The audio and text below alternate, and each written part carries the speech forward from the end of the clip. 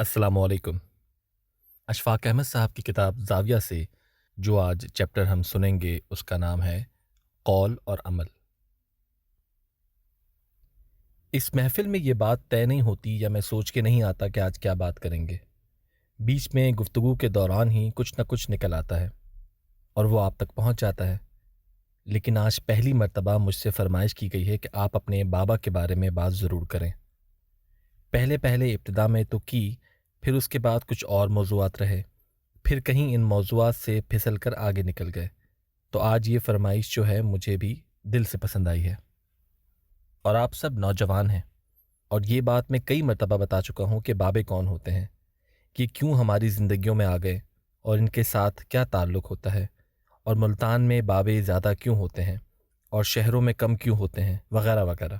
تو چونکہ یہ فرمائش کی گئی ہے تو میں یہ عرض کروں کہ ہمارا ایک ڈیرا تھا جہاں میں یونیورسٹی کی تعلیم ختم کر چکنے کے بعد، ولایت میں رہنے کے بعد، ولایت کی یونیورسٹی میں پڑھانے کے بعد جب لوٹ کے یہاں آیا تو سن 1954 میں اس ڈیرے پر گیا۔ اس ڈیرے والے کا نام تھا حضرت سائیں فضل شاہ صاحب رحمۃ اللہ علیہ۔ نور والوں کا ڈیرا اسے کہتے تھے۔ چھوٹی چھوٹی دیواریں تھیں اور اندر کچھ بھیڑ بکریاں اور ایک بھینس بھی ہوتی تھی۔ صفائی کا انتظام ایسا اچھا نہیں تھا، کیونکہ جب آدمی صفائی کی طرف توجہ دینے لگتا ہے تو باہر کی صفائی کی طرف زیادہ توجہ دیتا ہے، اندر کی صفائی کی طرف کم ہو جاتی ہے۔ خیر، یہ میرے لیے ساری نئی باتیں تھیں۔ آپ اس کا اندازہ لگا سکتے ہیں کہ وہ کس نوعیت کا اور کس قسم کا ہوگا۔ ہمارے بابا جی بیچارے تعلیم یافتہ نہیں تھے، لکھنا پڑھنا بالکل نہیں آتا تھا، لیکن انہوں نے کہیں سے انگریزی کا لفظ نوٹ سیکھا ہوا تھا۔ جب کوئی بات بہت خیال انگیز ہوتی تھی، نہایت تھاٹ پرووکنگ، تو وہ انگلی اٹھا کے کہتے تھے نوٹ، تو ہم سب چونک کر متوجہ ہو جاتے تھے کہ کوئی بات نہایت اہم ہوگی اور ہم اسے سنبھال کر رکھیں اور یہ آئندہ زندگی میں کام آئے گی۔ اسی طرح ان کے ارد گرد کے جو لوگ تھے ان کو بھی انہوں نے خطاب دے رکھے تھے، ماڈرن قسم کے۔ مثلا وہاں پر ایک ڈاکٹر صاحب تھے، اشرف فاضلی صاحب، تو دوسرے جو ان کی خط و کتابت کا کام کرتے تھے وہاں ڈاک آتی تھی جو اس کا جواب دیتے تھے، ان کو وہ سیکرٹری صاحب کہتے تھے۔ جو حساب و کتاب پیسے ویسے لوگ دے جاتے تھے کھانے وانے کے تو ان کو وہ فائنینس سیکرٹری کہتے تھے۔ تو یہ لوگ بھی بڑے خوش ہوتے تھے کہ بیٹھے بٹھائے اتنے بڑے رتبے مل گئے۔ ایک روز ہم نے یہ فیصلہ کیا کہ یہاں بہت اچھی باتیں ہوتی ہیں اور بہت توجہ طلب باتیں ہوتی ہیں، تو کیوں نہ ہمارے یہاں سے ایک رسالہ نکالا جائے اور وہ چھاپا جائے اور چھاپ کے لوگوں میں تقسیم کیا جائے۔ بڑی اچھی بات تھی، ایسے ہی ہوتا ہے۔ تو ہم نے بیٹھ کے رسالے کی پوری ایک ڈمی تیار کی، اس کا فارمیٹ سوچا۔ ڈاکٹر اشرف فاضلی صاحب اس کے ایڈیٹر قرار دیے، سیکرٹری صاحب ظاہر منتظم اعلیٰ وہی تھے۔ میں نے کہا اچھا میں بھی کچھ لکھوں گا۔ سارا کچھ تیار کیا تو ہم یہ ساری اسکیم بنا کے ان کی خدمت میں لے گئے۔ ہم نے کہا جی کہ ہم ایک رسالہ نکالنا چاہتے ہیں۔ تو انہوں نے کہا کہ پہلے بھی ایک رسالہ نکلا یہاں سے، تھوڑی دیر کے لیے پھر بند ہو گیا۔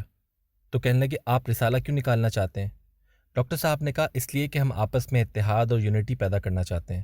لوگ ایک دوسرے کے قریب آئیں گے اور ملیں گے اور ان کے یہ میسج جو ہے یہ دور دور تک پہنچتا رہے گا اور استفادہ ہوگا۔ ہماری بڑی آرزو ہے کہ مسلمان ایک ہوں، ان میں یونٹی ہو، ان میں اتحاد ہو، ان میں یکجہتی ہو۔ تو آپ نے کہا نوٹ، جماعت عملاً ایک دوسرے کے کام آنے سے بنتی ہے، صرف قول کے اندر رہنے سے فرض اور حق پورا نہیں ہوتا، کیونکہ اس ساری چیز کا تعلق قول سے ہے اور عمل اس سے مختلف چیز ہے۔ اگر آپ جماعت بنانا چاہتے ہیں اور آپ بھی اکثر سوچا کرتے ہیں اور گھر میں بات بھی ہوتی ہے تو قول سے گفتگو سے بھی کبھی نہیں ہوگی۔ دیکھیے، ہمارا اللہ ایک ہے، ہمارا رسول صلی اللہ علیہ وآلہ وسلم ایک ہے، ہمارا نماز پڑھنے کا طریق ایک ہے، ہمارا قیامت کے اوپر ایمان ایک سا ہے، لیکن اس کے باوصف یکجہتی نہیں ہوتی۔ کیوں نہیں ہوتی؟ یہ سوچنے کی بات تھی۔ تو ایسی باتیں بابوں کے ہم سے ملتی ہیں کہ جب تک ایک دوسرے کا دکھ درد نہیں سنو گے، ایک دوسرے کے بارے میں نہیں جانو گے، کون کس کیفیت سے گزر رہا ہے، تو اس محض گفتگو کر دینے سے کام نہیں بنے گا۔ کہتے تھے نوٹ، جماعت عملاً ایک دوسرے کا ساتھ دینے سے وجود میں آتی ہے، خالی قول کے ساتھ جماعت کی یکجہتی کا حق ادا نہیں ہوتا۔ تو آپ عمل میں داخل ہوں گے تو پھر یہ حق ادا ہوگا، تو پھر یہ کام ہوگا، ورنہ نہیں ہوگا۔ ہم اب بھی یہ سوچتے ہیں کہ اگر ہم یہ ایک کتاب رسالہ اخبار نکالتے ہیں، اگر ہم ایک لیکچر دیں، اگر پروفیسر جا کے اسٹیج پہ کھڑا ہو کر ایک بات بتا دے اور وہ اسٹوڈنٹ کے ذہن میں اتر جائے، ان سے ان کے اندر یکجہتی پیدا ہو جائے، ایسا ہوتا نہیں ہے، کبھی بھی نہیں ہوا۔ دنیا کے کسی خطے میں ایسا نہیں ہوتا۔ اس کا یہ مطلب نہیں ہے کہ قول کی اہمیت نہیں ہے، کہی جانے والی بات کی اہمیت نہیں ہے، یقیناً ہے، لیکن بابا جی فرماتے ہیں کہ نوٹ، قول ایک سواری ہے جو آپ کو عمل کے کنارے پر لے جاتی ہے۔ خرابی یہ ہوتی ہے کہ ہم قول کی سواری کو اختیار کرتے ہیں، اس کشتی میں بیٹھے چپو چلاتے ہیں، عمل کے کنارے پر پہنچتے ہیں، لیکن اس کشتی کو چھوڑتے نہیں ہیں، اس کے اندر رہتے ہیں اور وہی چکر کاٹتی رہتی ہے۔ عمل کا کنارہ سامنے رہتا ہے اور ہم اس کی طرف جا نہیں رہے، اور ہم کوشش یہ کرتے ہیں کہ پڑھے لکھے لوگ، نوجوان میرے ساتھ ہیں، ہم کوششیں صرف یہ کرتے ہیں کہ کمیونیکیشن سے، صرف ڈائلاگ سے، صرف گفتگو سے بات بن جائے گی۔ کبھی نہیں بن سکتی، کیونکہ انسان کا وجود، اس کی سائیکی، اس کا ہونا اس بات کا متقاضی ہوتا ہے کہ کوئی بندہ میری بات سنے اور میرے دکھ درد میں شریک ہو۔ جو آپ نے اکثر دیکھا ہوگا، آج کل خودکشیاں ہو رہی ہیں، لوگ خودسوزیاں کر رہے ہیں۔ عام طور پر ایک اچھا جرنلسٹ یہی کہتا ہے کہ چونکہ ملازمتیں نہیں مل رہی، بھوک ننگ بہت ہے، اس وجہ سے یہ سارا کام ہو رہا ہے۔ میں کہتا ہوں یہ بات نہیں ہے۔ اس وقت آپ کے پاکستان کا نوجوان، خاص طور پر ایک عام آدمی، اس کندھے کی تلاش میں ہے جس پر وہ اپنا سر رکھ کر اپنا دکھ بیان کر سکے، اور کوئی کندھا دینے کے لیے تیار نہیں، کسی کے پاس وقت ہی نہیں۔ اگلے زمانے میں، ہمارے زمانے میں، ہمارے باپ دادا کے زمانے میں دکھ سکھ کرنے کے لیے لوگ ایک دوسرے سے ملتے تھے، ان کے پاس اکنامکس کے اتنے مسائل اور اتنی پرابلمز نہیں تھیں۔ ولایت والوں نے یہ طریقہ نکالا کہ وہ دکھ سننے کے لیے فیس لیتے ہیں۔ یہ سائیکیٹرسٹ جو ہوتے ہیں، سائیکو تھراپسٹ جو ہوتے ہیں، یہ آپ سے $300 فی گھنٹہ لیتے ہیں اور کہتے ہیں پرسوں پھر آ جانا، تم اپنے دکھ بیان کرو، مجھے پیسے دے دو۔ ہمارے ہاں بھی اب ایسے ادارے قائم ہو گئے ہیں۔ اگر آپ لاہور کی نہر کے کنارے کنارے جائیں تو 2-3 بورڈ آپ کو نظر آئیں گے ماہر نفسیات کے، جو یہ کہتے ہیں کہ اگر آپ نے اپنا دکھ بیان کرنا ہے تو $200 فی گھنٹہ مجھے دے دیں، دکھ اپنا بیان کر کے چلے جائیں۔ تو وہ بھی ایک تھراپی ہے، لیکن پہلے زمانے میں ہمارے ہاں مفت اور عام ہوتی تھی۔ اب لوگ اتنے مصروف ہو گئے ہیں کہ کسی وجہ سے پھنس گئے ہیں، تو جب تک عمل کے اندر داخل نہیں ہوگا، دوسرے آدمی کو یقین نہیں آئے گا کہ یہ میرا کچھ لگتا ہے، میرا کچھ بھائی بند ہے۔ اگر آپ اس کے سامنے تقریر کر کے چلے جائیں گے تو اس کی انفارمیشن میں اضافہ ہو جائے گا، اور خطرہ یہ ہے کہ وہ یہ ساری انفارمیشن سمیٹ کے ایک اگلے آدمی سے وہ بات کرنے لگ جائے گا۔ آپ نے اکثر دیکھا ہوگا، کبھی آپ نے ہمارے ٹیلی ویژن کے پروگرام دیکھے ہیں، دینی باتیں، سوالوں کے جواب بڑی تیزی سے دیے جاتے ہیں، اور انفارمیشن ہوتی ہے، اس کا ذات کے ساتھ، اپنے وجود کے ساتھ یا اپنی سائیکی کے ساتھ کوئی تعلق نہیں ہوتا۔ تو آپ نے ہمیں منع کیا کہ دیکھیں ایسا نہ کریں، رسالہ نہ چلائیں، چھوڑیں اس کام کو، کسی کے کام آ سکتے ہیں تو وہ چھوٹا سا کام کریں۔ میں نے کہا جی کام؟ اب میں اتنا پڑھا لکھا آدمی، جب میں بہت نوجوان تھا اور سوٹ پہنتا تھا، 3 پیس سوٹ، اور سونے کی پن لگاتا تھا ٹائی میں نے کہا میں کسی کے کیا کام آ سکتا ہوں، میں تو ایک معزز آدمی ہوں، پروفیسر ہوں۔ کہنے لگے نہیں، یقیناً آپ کام آ سکتے ہیں۔ کہنے لگے یہاں اماں جی رہتی ہیں، وہاں صابن کی کچھ دکانیں تھیں، وہاں پر ایک مائی تھی، دائی کا وہ کام کرتی تھی، تو اس کی بیٹی کی شادی ہے۔ تو کہنے لگے اس کی بیٹی کی شادی ہے اور اس کا جو منگیتر ہے، اماں نے لڑکا چنا ہے، وہ سگنیلر ہے۔ بابا جی نے پتہ نہیں یہ لفظ کہاں سے سیکھا۔ سگنیلر وہ ہوتا ہے جو مورسی کے اوپر تار باندھے، کہنے لگے وہ سگنیلر ہے محکمہ ڈاک بنگلہ میں، ڈاک بنگلہ نہر کا بنگلہ۔ انگریز کے زمانے میں یہاں ریل، تار، ڈاک کا انتظام بہت غضب کا تھا۔ جب یہ نہریں کھودیں تو انہوں نے ان کے کنارے بڑے اعلیٰ درجے کے بنگلے بنوائے، ہچ ٹریز والے بنگلے، ان میں فلمیں بھی بڑی شوٹ ہوتی تھیں، اعلیٰ درجے کی اس کے اندر بلڈنگیں ہوتی تھیں، اور وہاں پر ایک آفس بھی ہوتا تھا جہاں پر سگنیلر کنڈکٹر تھا۔ خدا نخواستہ اگر نہر میں کوئی خرابی ہو، پانی روکنا ہو یا کوئی اور کھٹاکھٹ ہو، تو وہ سگنیلر کو بہت بڑی چیز سمجھتے تھے۔ $60 تنخواہ والا سگنیلر۔ وہ لڑکا بھی پسند کر لیا تھا، تو مجھے کہنے لگے تمہارے پاس ایک چھوٹی سی گاڑی ہے، وہ سگنیلر کا ابا جو ہے وہ آ رہا ہے تحقیق و تفتیش کے لیے کہ لڑکی کتنا کام کرتی ہے، چارپائیوں کو اٹھا کر دیوار کے ساتھ رکھتی ہے کہ نہیں، شام کو بسترے بچھاتی ہے کہ نہیں، گھڑا پانی کا بھر کے لاتی ہے کہ نہیں۔ تو وہ وہاں رہے گا کچھ دن، وہ جو روٹی کھاتا ہے وہ گندم اور مکئی کا آٹا ملا کے کھاتا ہے۔ اب نخرہ دیکھیں اس کا۔ تو تمہاری ڈیوٹی یہ ہے کہ تم 10 سیر پکا مکئی کا آٹا اپنی موٹر میں رکھ کر اماں جی کے پاس پہنچاؤ۔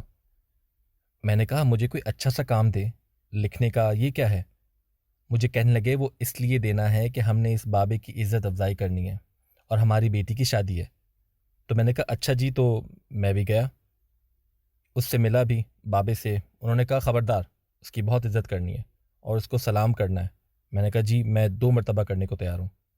جب میں لوٹ کے آیا اگلے دن تو کہنے لگے وہ حقہ پیتا ہے تو میں نے کیکڑ کی چھال جو ہے، جس کو کیکڑ کے سکڑے کہتے ہیں، اس کا کوئلہ بہت اچھا ہوتا ہے، اور جو پرانے باب حقہ تمباکو پینے والے ہیں اس کی آگ دھرتے ہیں، تو یہ سکڑے جو ہیں یہ تھے 1.5 یہ انہیں دے دو۔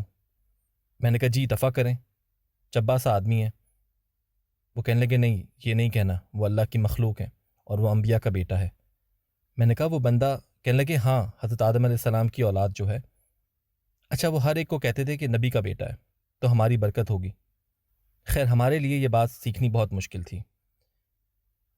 تو جب انہوں نے یہ ڈیوٹی لگائی ہم بہت روئے پیٹے کہ رسالہ چلنے سے رہ گیا۔ امریکہ سے کوئی صاحب آئے ہیں، انہوں نے مجھے ٹیلی فون کیا، اشفاق صاحب میں پتہ نہیں کتنے ملین ڈالر 21 برس امریکہ رہنے کے بعد کما کر لایا ہوں۔ میں نے اسلام آباد میں کچھ کام شروع کیا ہے اسلام، یکجہتی اور ملک و قوم کی خدمت کرنے کے لیے، تو آپ آئیں۔ تو میں نے کہا سنیں، آپ جو بھی کریں گے ٹھیک ہوگا، میں آپ کی خدمت میں حاضر ہو کے کیا کروں گا، میں آپ کو کوئی اچھا سا سجھاؤ نہیں دے سکتا۔ کہنے لگے نہیں آپ ضرور آئیں۔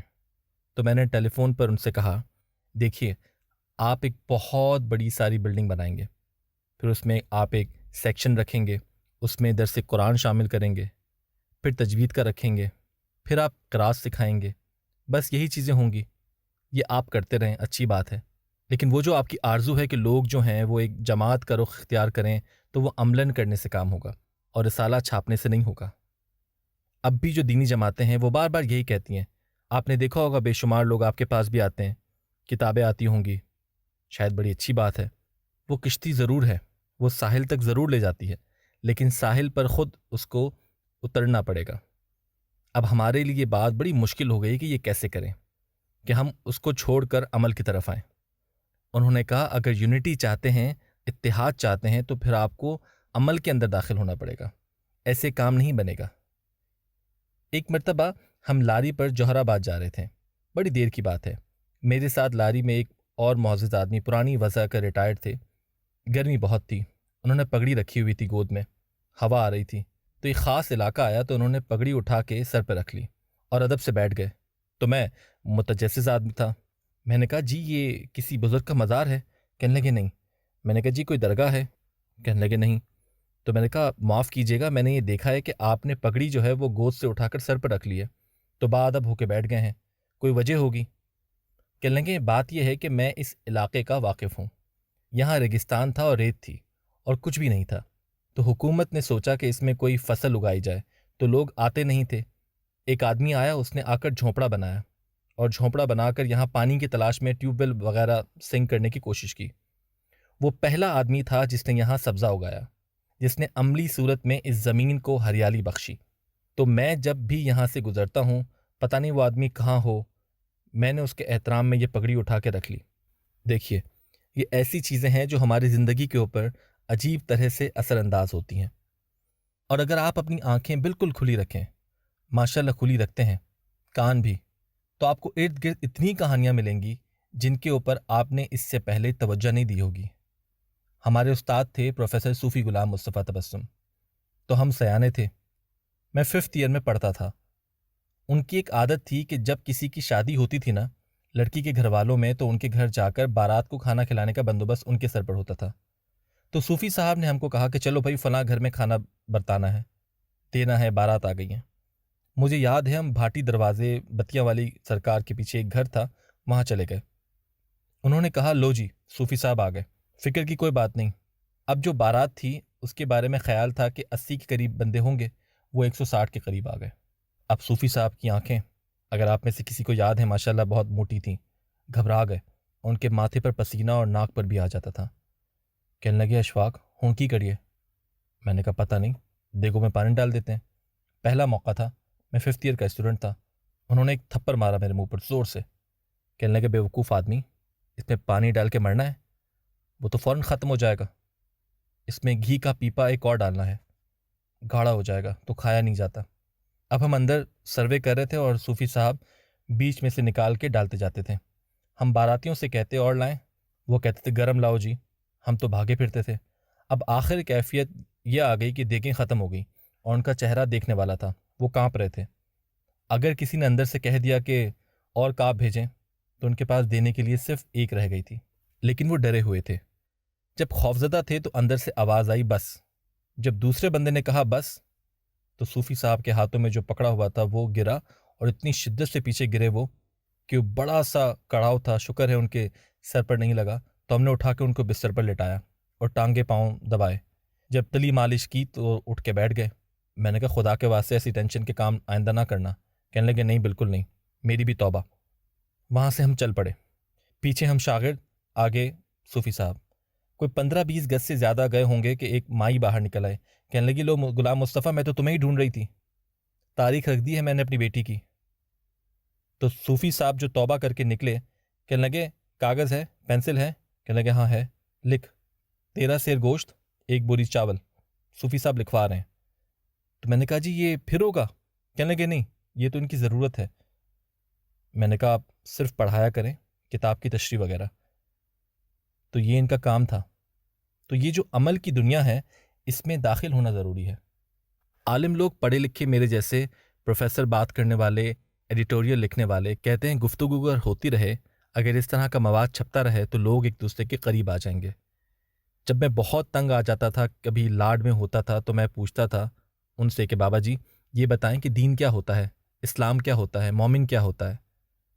تو میں نے ایک دن پوچھا ان سے، میں نے کہا بابا جی بتائیں کہ مسلمان کون ہوتا ہے؟ کہنے لگے مسلمان وہ ہوتا ہے جس کا دل صاف ہو اور ہاتھ گندے ہوں۔ میں نے کہا حضور یہ بات میری سمجھ میں نہیں آئی۔ کہنے لگے جو بھائیوں کے کام کرتا رہے گا اس کے ہاتھ تو گندے ہوں گے نا، جو آرام سے بیٹھا ہوگا دستانے پہن کر اس کا تو کچھ نہیں خراب ہونا ہے۔